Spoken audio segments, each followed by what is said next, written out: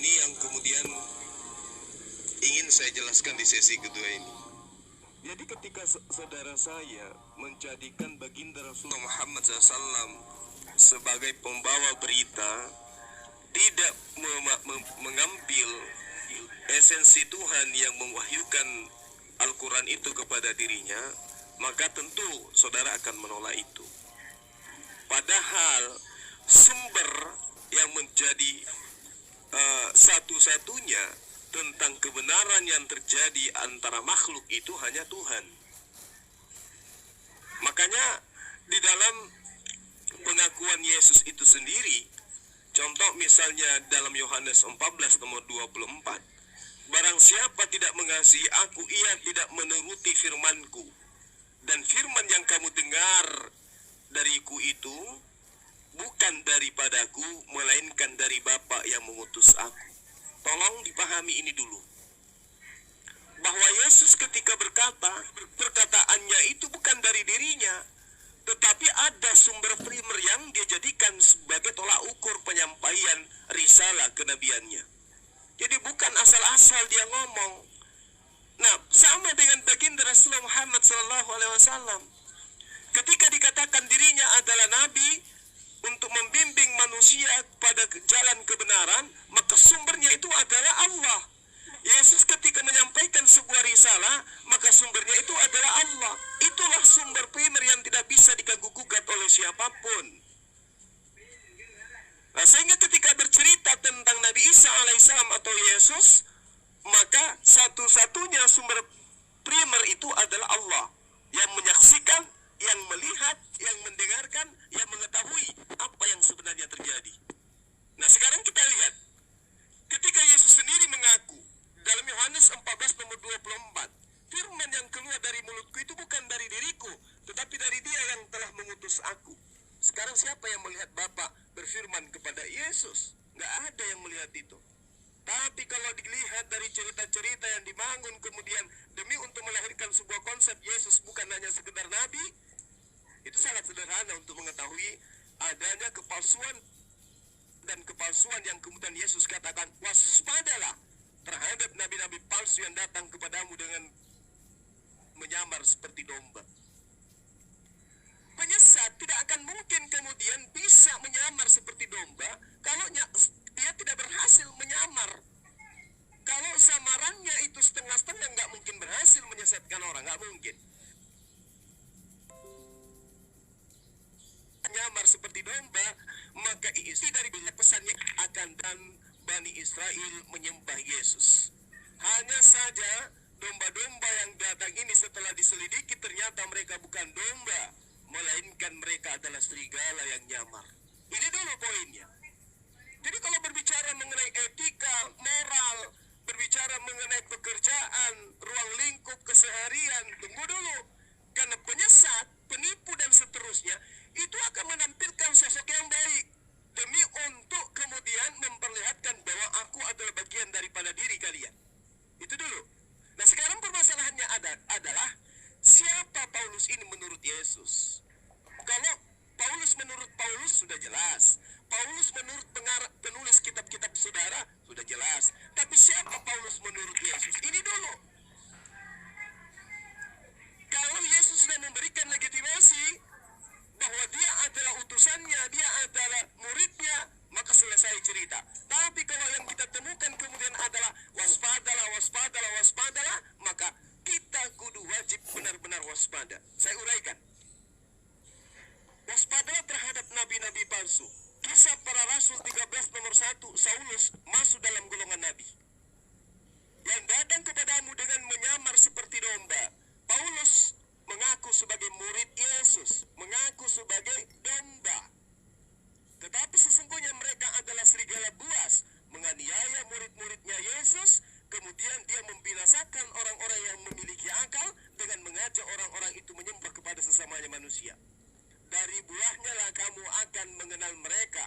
Dapatkah orang memetik buah anggur dari semak duri atau buah arak dari rumput yang berduri? Nah, demikianlah setiap pohon yang baik menghasilkan buah yang baik. Sedangkan pohon yang tidak baik akan menghasilkan buah yang tidak baik. Tidak mungkin pohon yang baik itu menghasilkan buah yang tidak baik. Ataupun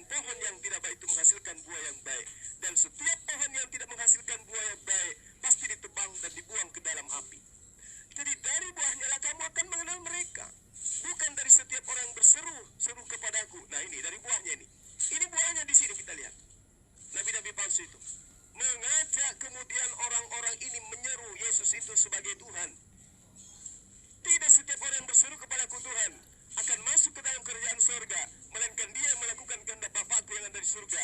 Pada hari terakhir, banyak orang yang berseru kepada aku, Tuhan, Tuhan, bukankah kami Oke, jadi jelas di sini, saudara saya Jack Ceta, bahwasanya buah dari penyesatan itu adalah golongan yang mengikut terhadap batang yang sesat itu, menganggap dan memanggil Yesus itu sebagai Tuhan.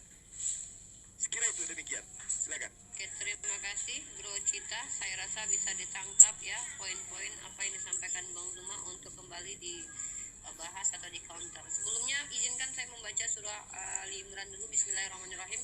Kuntum khairu ummah ukhrijat linnas ta'muruna bil ma'ruf wa tanhauna 'anil munkar wa tu'minuna billah. Semoga Bang Zuma dan kita yang ada di sini yang muslim termasuk ke dalam golongan orang-orang yang kuntum khairu ummah ini, amin rabbal alamin. Silakan Bro Cita.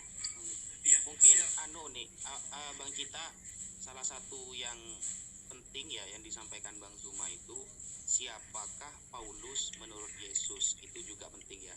Iya, itu poinnya yang paling harus dikelirkan juga. Silakan Bro Cita. Makasih Ustaz Wafi udah mengingatkan. Siap.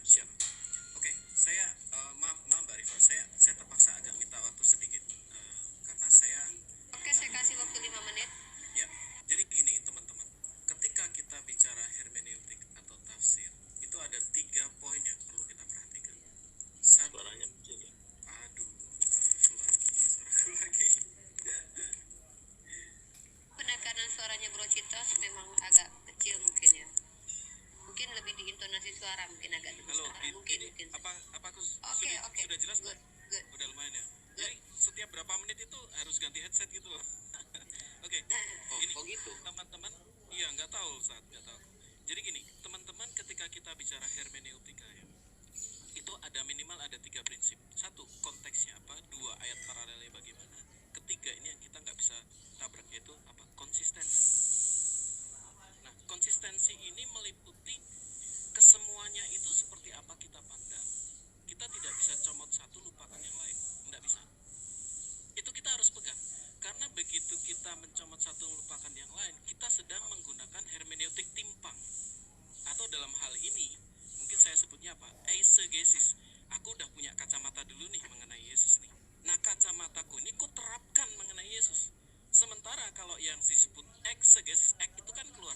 Kita tarik keluar dari makna itu tanpa kita melupakan nats yang lain. Oke, saya dari aturan itu teman-teman akan bisa melihat bagaimana tafsir hermeneutik yang saya sampaikan itu konsisten.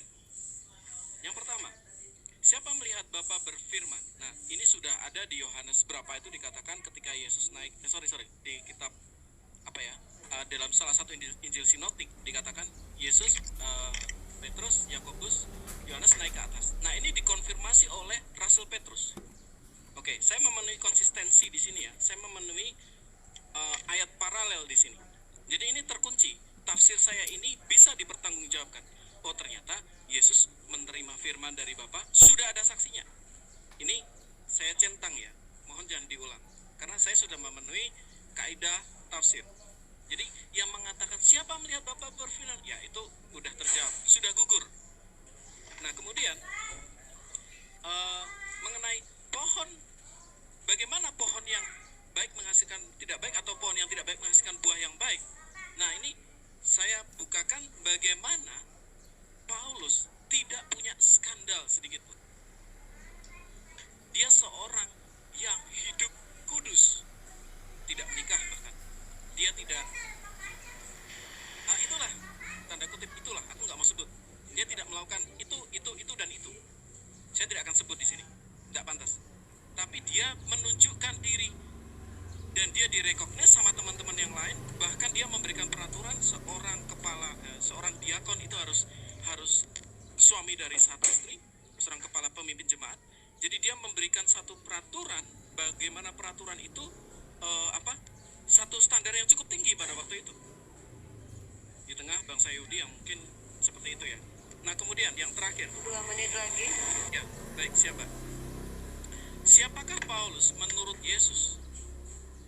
Sebentar, sebelum ini Bang Suma tadi mengutip Matius 7 ayat 21 ya. Tuhan. Nah, sekali lagi mengenai prinsip hermeneutik, kita nggak bisa melepaskan itu dan mengambil itu saja dan dan melepaskan konteks yang lain. Di dalam Lukas 10 ayat 17, makanya saya sampaikan di tadi ya. Ke-70 murid itu kembali dengan gembira dan berkata, Tuhan, juga setan-setan takluk kepada kami. Dan Yesus berkata kepada ke-70 murid itu, bersukacita, namamu ada terdaftar di surga. Loh, lalu apa yang terjadi di dalam Matius 21? Oh, kita baca ayat di atasnya. Ini bicara orang-orang nabi palsu yang dia hidup dalam nafsunya, dia hidup di dalam keinginan-keinginan duniawinya, dan itu tidak ada pada Paulus. Nah, kemudian siapa Paulus menurut Yesus? Ya jelas, kita lihat di Kisah Rasul, bagaimana Paulus bertemu dengan Yesus, disaksikan oleh teman seperjalanannya, aku mengutus kamu kepada bangsa lain. Itu menurut Yesus. Kalau ditanya, itu testimoni dari siapa? Loh, teman-teman sejawatnya mereka lihat, mereka tahu ada suara itu. Meskipun dalam teknisnya, satunya mendengar, melihat, tetapi pada prinsipnya ada teman sejawatnya yang ada di situ. Dan mereka ketika Paulus hadir di Yerusalem, konsili Yerusalem mengkonfirmasi apa yang disampaikan Yesus. Memang Paulus diutus kepada bangsa-bangsa non-Yahudi. Silakan Bang. Mohon maaf, waktu sudah habis dan terima kasih ya. Oke, Bro Cita, Bang Zuma 5 menit juga saya kasih waktu, mulai dari sekarang, silakan ditanggapi. Ya, baik. Jadi ketika saudara mencoba mengambil Lukas 9 dan juga Markus 9, justru kalau saya sebagai Kristen yang selalu mengacu kepada sumber primer, maka disinilah saya akan ragu gitu. Karena di Markus mengatakan 6 hari, kemudian di Lukas mengatakan kira-kira 8 hari. Kata kira-kira ini cerminan bahwa ini bukan pewahyuan. Ini adalah cerita yang kemudian didapatkan dari sumber yang juga hanya berkira-kira. Itu satu. Kedua, ketika saudara kita mengatakan Yesus disaksikan bertemu dengan Tuhan, itu tidak ada cerita itu. Yang ada Yesus bertemu dengan Musa dan bertemu dengan Elia. Kekeliruannya di sini adalah ketika itu dianggap sebagai sebuah kesaksian dan dikatakan bahwa mereka melihat Yesus bertemu dengan Tuhan. Yang mereka lihat itu sendiri, Yesus merubah wajah gitu loh. Nah, ending dari ini adalah di situ diceritakan Petrus, juga ada Yakobus, dan yang hebat lagi di situ ada Yohanes. Tapi yang paling parah di sini adalah Yohanes sama sekali tidak pernah menceritakan kejadian ini. Dia saksi, tapi dia nggak menceritakan. Yang saksi adalah Yakobus, yang saksi adalah Yohanes, tapi yang menceritakan Markus dan Lukas. Lukas mengatakan 6 hari, Markus mengatakan 6 hari, Lukas mengatakan kira-kira 8 hari. Inilah cerminan. Mana Roh Kudus itu? Kemana perginya Roh Kudus? Kenapa nggak memberitakan seakurat mungkin? Sehingga saya mengatakan ini adalah pemberitaan yang jelas saya katakan kepada saudara, Yesus meminta supaya waspada. Kenapa waspada? Coba aja lihat. Lukas dan Markus menceritakan cerita yang sama, tapi mereka tidak kompak. Lagi pula Yohanes tidak ada kesaksian tentang cerita ini. Harusnya Yohaneslah yang menceritakan tentang kejadian, bukan Markus, bukan Lukas, sebab dua orang ini bukan murid inti. Tapi mana cerita Lukas tentang cerita ini, Yohanes tentang cerita ini? Nggak ada. Inilah yang diminta oleh Yesus, waspada. Ya, ia sama dengan orang bijaksana, kata Yesus. Setiap orang yang mendengarkan perkataanku ini dan melakukannya, ia sama dengan orang yang bijaksana, yang mendirikan rumahnya di atas batu, kemudian turunlah hujan dan datanglah banjir, lalu angin melanda rumah itu, tetapi rumah itu tidak rubuh, sebab didirikan di atas batu. Tetapi setiap orang yang mendengarkan perkataanku ini dan tidak melakukannya, ia sama saja dengan orang yang bodoh, mendirikan rumahnya di atas pasir. Sudah dikatakan Yesus akan mengusir orang-orang yang menyerunya Tuhan, mujizat demi namanya, bernubuat demi namanya, mengusir setan demi namanya, tidak melakukan kehendak Tuhan yang mengutus Yesus, masih juga dilakukan. Maka Yesus mengatakan seperumpamaan orang seperti ini, ia sama saja dengan orang yang bodoh, mendirikan rumahnya di atas pasir, mendirikan imannya di atas berita-berita dusta yang tidak valid. Lalu kemudian ketika saudara membawa kisah para rasul 9, Saulus, Saulus, siapakah engkau Tuhan? Dari mana Paulus ini tahu kalau yang bersuara itu adalah Tuhan? Bukankah juga iblis bisa nyamar seperti malaikat terang? Sementara Paulus sebelumnya tidak pernah bertemu dengan Yesus. Dari mana kemudian Paulus ini mengatakan, siapakah engkau Tuhan? Akulah Yesus yang kau aniaya. Sejak kapan kemudian Yesus bertemu dengan Paulus dan menganiaya Yesus? Ini cerita-cerita bohongan yang saya katakan tidak pernah diajarkan oleh Yesus itu sendiri. Apa yang dibangun oleh narasi ini, kisah para rasul 6-9 ini, itu tidak pernah diajarkan oleh Yesus. Malah Yesus mengatakan, waspadalah terhadap nabi-nabi palsu. Mereka akan mengatakan ada Mesias di sana, ada Mesias di sini. Jangan kau percaya. Jadi murid-murid Yesus ketika ada Paulus memberitakan, aku bertemu dengan Mesias di padang gurun, aku melihat dia di padang gurun, murid-murid tidak percaya kepada Paulus. Makanya Paulus putus asa sehingga ajarannya diajarkan keluar dari non-Yahudi, karena ajarannya ditolak oleh Bani Israel, murid-murid Yesus. Dan sayang sekali,